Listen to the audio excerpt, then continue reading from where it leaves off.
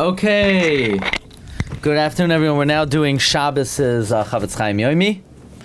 We are up to the Ases, Gimel, and Daled. This is like day 19. Sometimes one is also over the mitzvah saseh. With righteousness, you should judge your friend. Judge your friend with righteousness. Judge your friend favorably. This is a potential mitzvah saseh that one could be violating if one speaks lashon hara. Let's say somebody sees their friend that they spoke or they did an act. You have the ability to judge the person for the good or for the merit, or the opposite. Even if the guy is an average guy, we are obligated in this mitzvah saseh to judge them favorably. And if the person is specifically God-fearing, not average, above average, we're obligated to judge him favorably. Even if it's more likely to be unfavorable to favorable. In other words, an average guy, you only have to judge him favorably if it's 50-50. A God-fearing guy, you're obligated to judge favorably, even if it seems very unlikely that it's a favorable type of thing. One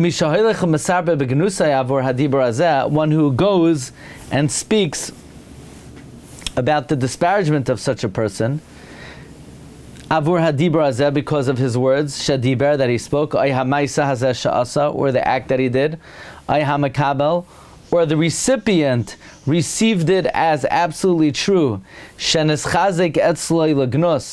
that he maintained this person in a disparaging way, because of what he heard about him, and he didn't judge the guy favorably. So by speaking lashon hara, if you had the opportunity to judge him favorably, and you said, you know what, there's no way that there's a favorable way to interpret this, and because of that you interpret it unfavorably and you speak about the guy, or you're makabel lashon hara, the Chofetz Chaim in the Ber Mayim Chem says in all 8 scenarios, whether it's lashon hara, rechilos, emes, sheker, befanav, shaloi befanav, mesaper, makabel, all 8 situations, you're over the lav of b'tzedek, tishpoid, amisach. I remember when I was learning this in yeshiva, I was bothered.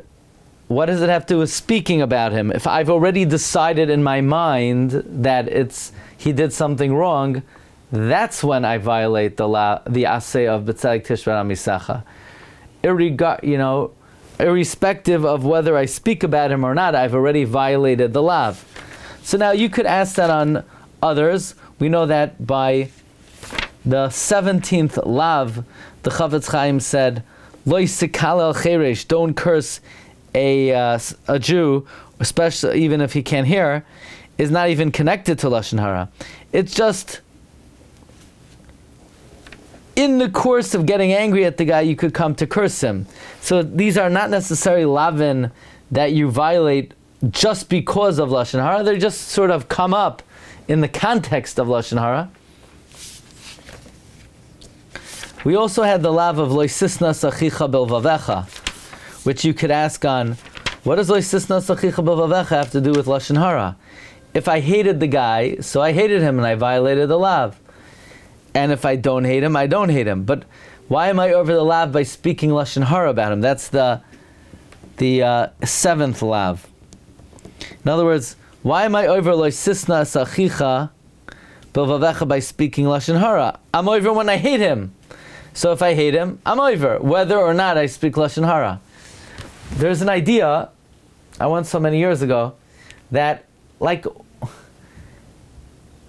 how much do you have to hate somebody to violate the lav of lo sisnas? Let's say you have a fleeting thought of hatred. How do you measure it? Is there, I have at home, I have a battery tester. I have, thanks to Yehuda, rechargeable batteries. I have battery testers.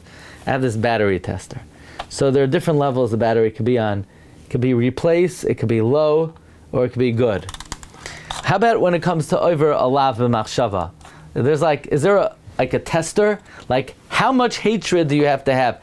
It can't be that just because you have like a quick, fleeting thought of maybe not positive to a guy over your overall love of like sisna.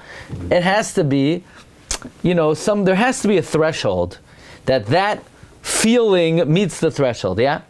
So if one thing's for sure, if you speak badly because of him out of hatred, you've met the threshold. The same thing with with judging a guy, with not judging someone favorably. Have you really formulated in your mind how you assess the situation? In other words, what level of formal judgment, adjudication has to take place in your mind to violate the aseh of B'tzedek Tishra Misecha? I mean, do you have to like stamp it with like a judicial stamp? If, let's say, the thought goes in through your mind, it flees, the guy's probably doing something wrong. In other words, there has to be a threshold. So the threshold is, if you speak badly about him, you've obviously definitively decided that he did something wrong. That's how I understand it, I guess. Or it could be not so lamdush. In other words, it's just a lav or an aseh that comes up in the course of someone who speaks Lashon Hara. Okay, I'll let you think about that. Daled.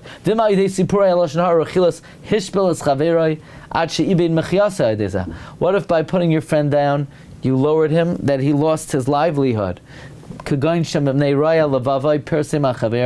Let's say out of your evil heart, you disseminated on your friend. Let's say you said about Pliny, he's not trustworthy. Or let's say he's a mechanic. You just indiscriminately said, he doesn't do a good job. A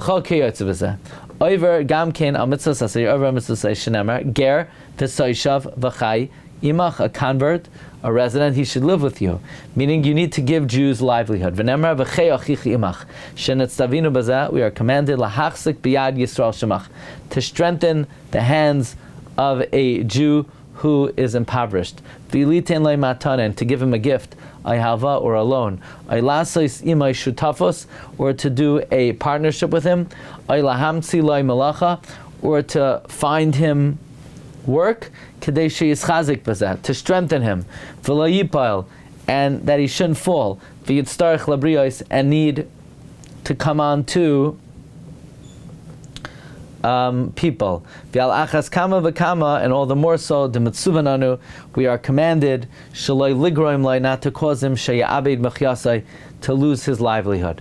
We are commanded with the mitzvah saseh to strengthen Jews financially, to give them gifts, loans, partnerships, or work in order to strengthen them, that they should not have to come on to collect tzedakah.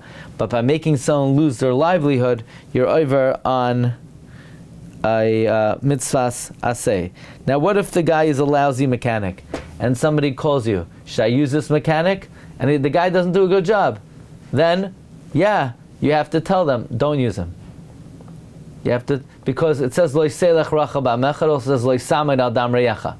So on the one hand, if the guy does a lousy job or he's not honest, doesn't mean you should walk around saying, oh, this guy's a lousy mechanic. But if somebody asks you about him and he does a bad job, you got to say it straight. You got to say, no, don't use him. He does a lousy job. Because otherwise you're violating a different lav of leisaman al dam reyecha. That's why we juxtapose these two lavin. But if you just, because he's not your preference, he's not your taste, you say, this guy, this flower store, no, don't use them. Why not? No, because I don't like their colors. You don't like their colors. There's nothing wrong with their inventory. It's not your taste.